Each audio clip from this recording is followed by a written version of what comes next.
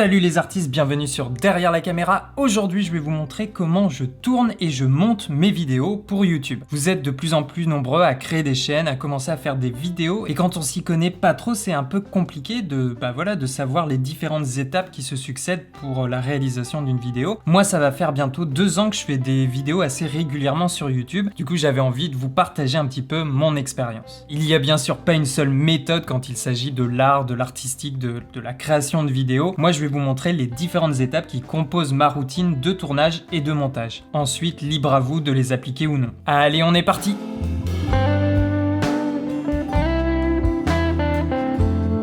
Alors, on va commencer directement par l'étape du tournage, même si évidemment il faut avoir en tête qu'il y a une grosse phase de préparation. Trouver le sujet de la vidéo, le titre, rédiger un script et même parfois un découpage. Et seulement après on arrive à l'étape du tournage. Après ça va dépendre des thématiques traitées sur YouTube, mais généralement il y a quand même une phase de préparation. Alors, le tournage, première chose, je commence par vérifier les batteries de la caméra. Et si ce n'est pas fait, je formate également la carte mémoire. Ensuite, j'installe la caméra sur pied. Alors le but, c'est de me donner une idée de l'axe de la caméra. Donc je commence à composer mon image. Je prends mon temps jusqu'à être satisfait de tout ce qu'il y a dans le champ. N'hésitez pas non plus à faire des allers-retours pour vérifier le cadre par rapport à vous. Il n'y a rien de plus énervant que passer 10 minutes sur une vidéo à voir quelqu'un qui est mal cadré, qui a le front coupé ou alors qui est à moitié hors cadre. Non, prenez le temps de bien faire les choses et de bien vous composer dans votre image. Ensuite, il y aura d'autres réglages à effectuer sur la caméra, mais souvent je m'arrête là et je passe ensuite à l'éclairage. L'éclairage, très important, si vous n'avez pas de projecteur, dans ce cas-là, vous allez être plus dépendant des entrées de jour, sans quoi, moi j'utilise le même pack de softbox depuis 2 ans qui m'a coûté environ 60 € sur Amazon. La softbox, si vous ne connaissez pas, c'est très simple, vous avez une ampoule et devant une toile de diffusion pour adoucir la lumière. Au niveau de la configuration, souvent je fais très simple, soit je mets 2 softbox à la face à 45 degrés de façon à avoir un éclairage assez homogène et avoir très peu d'ombre sur mon visage. Ou alors je garde juste une softbox pour avoir un peu plus de contraste sur le visage. Dans les deux cas, j'aime bien rajouter un contre pour me détacher du fond. Là, j'utilise une mandarine avec du neutre pour la calmer un peu. C'est du tungstène et du coup, la température de couleur est différente de celle des softbox, elle va être un peu plus chaude. Et moi, c'est un truc que j'aime bien avoir un contraste de température. Donc l'éclairage, très important, c'est l'ambiance de votre vidéo. Je vous montre le plan sans les projecteurs et avec les projecteurs, évidemment, ça n'a rien à voir. Étape suivante, le son. Alors là, ça dépend encore une fois de la configuration choisie. Si la caméra est proche de moi, on va dire pas plus d'1 mètre, j'utilise mon Videomic Pro directement sur la griffe de la caméra. Comme ça, je n'ai pas de synchro et c'est un peu plus rapide. Maintenant, si la caméra est un peu plus éloignée de moi, et bien dans ce cas-là, je déporte mon micro pour le percher juste au-dessus de ma tête. Donc moi j'utilise un pied C-stand avec un déport, au bout j'ai une rotule avec un spigot et je viens y visser mon Videomic Pro. Ensuite vous avez plusieurs possibilités de raccordement, soit vous utilisez une rallonge mini jack que vous envoyez directement sur la caméra, comme ça le son est synchro, ou alors moi j'utilise un petit enregistreur externe, là c'est le Zoom H1, et puis j'utilise un petit élastique de rangement pour le faire tenir. Je l'oriente vers moi, comme ça je peux voir en permanence si mon enregistrement est toujours en cours. Là du coup il y aura de la synchronisation. Donc là l'avantage c'est que le micro est juste au-dessus de moi à peine 30 cm, donc il va bien capter l'intonation et le timbre de ma voix et ça me permet de ne pas trop pousser le gain de l'enregistreur et donc de limiter le bruit. Donc ça je vous le conseille, évitez d'utiliser un micro sur la caméra si vous êtes à plus d'1 mètre, 2 mètres de votre boîtier, vous risquez de choper trop de résonance et vous n'allez pas optimiser l'audio de votre vidéo. Une fois que le son est prêt, je retourne sur la caméra. Donc si vous enregistrez le son sur un enregistreur externe, pensez quand même à bien activer les micros de votre boîtier pour faire un clap et avoir un élément de comparaison pour la synchro évidemment. Ensuite, je vérifie ma résolution d'image. Donc généralement, je me mets en Full HD, parfois en 4K. Cadence d'image, je me mets à 25 images par seconde. Je vérifie la température de couleur.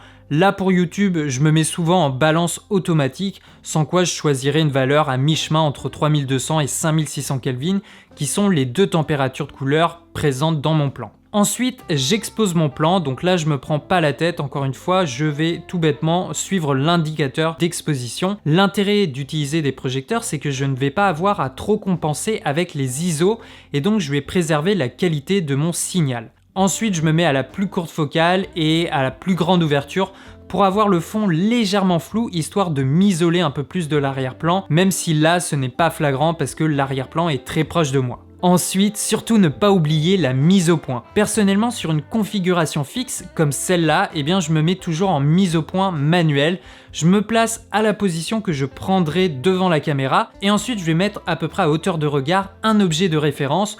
Moi j'utilise mon GorillaPod, puis ensuite je vais tout simplement faire le point dessus. Comme ça je suis sûr qu'il va pas avoir d'effet de pompage avec l'autofocus, qu'il va pas se perdre à un moment ou un autre.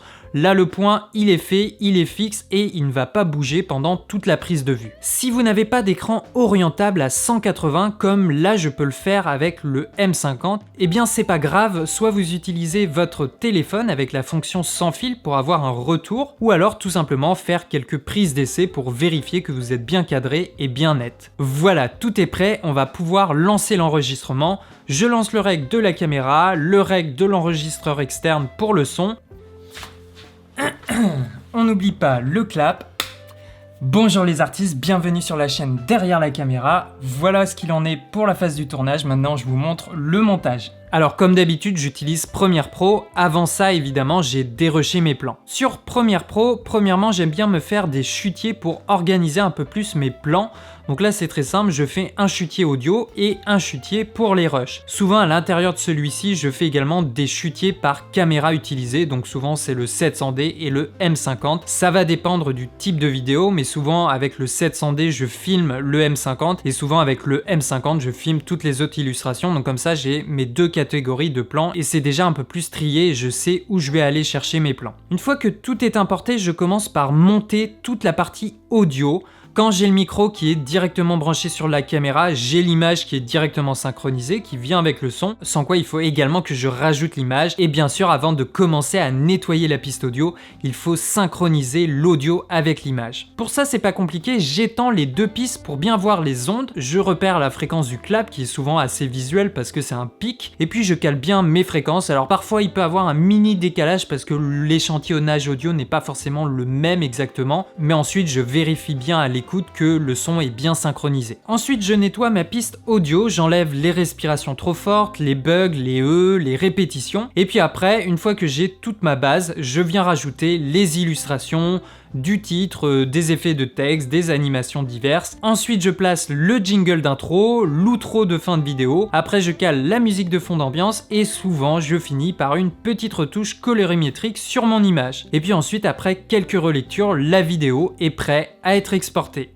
Voilà pour ces deux étapes dont je vous ai parlé, le tournage et le montage. Vous voyez, il n'y a rien de bien compliqué, mais il faut quand même bien prendre le temps de s'organiser et de préparer son tournage, préparer sa vidéo en amont et également juste avant le tournage. Vous avez vu, penser à la lumière, c'est très important. L'audio aussi, essayez d'optimiser le plus possible la prise de son, comme ça sera encore plus facile au montage de peut-être réajuster légèrement le gain ou le bruit de fond de votre enregistrement. Et puis ensuite au montage, le plus important c'est de ne pas s'éparpiller, prenez le temps de faire des chutiers, de catégoriser un peu les différents plans que vous avez fait, au minimum une section audio et une section rush, et puis ensuite je vous conseille de nettoyer la piste son, après d'ajuster les illustrations, les différents effets, animations, et puis finir par la musique, la retouche colorimétrique et puis l'intro et l'outro. Voilà, j'espère que cette vidéo vous aura intéressé. Le matériel que j'ai utilisé et présenté tout le long de cette vidéo sera présent dans la description, sans quoi en principe vous êtes déjà au courant de la routine de fin de vidéo et pour une fois je ne la dis pas, donc je vous laisse faire. Sans quoi on est bientôt 5000 sur la chaîne, ou peut-être quand je sortirai la vidéo on sera déjà 5000. On commence à être de plus en plus nombreux, il y a de plus en plus de commentaires et du coup j'ai de plus en plus d'interactions avec vous et ça c'est super intéressant. Je vous rappelle que le défi de la chaîne ça serait d'atteindre les 10 000 abonnés d'ici la fin de l'année 2018. Je compte sur vous, on partage avec son réseau. Ici derrière la caméra, ciao les artistes.